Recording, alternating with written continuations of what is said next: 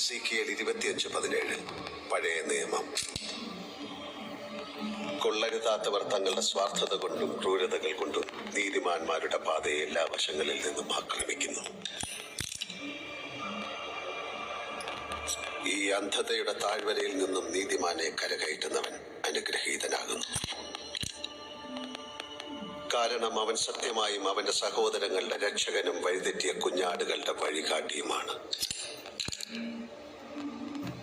അതിനാൽ എന്റെ സഹോദരങ്ങളെ വിഷം കുത്തി നശിപ്പിക്കാൻ തുനിയുന്നവർ ആരായാലും അവരുടെ മേൽ അശനിപാതം പോലെ ഞാൻ പ്രഹരമേൽപ്പിക്കും.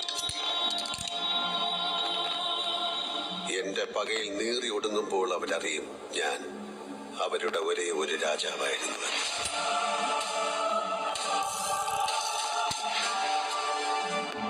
ഒരേ ഒരു രാജാവ്.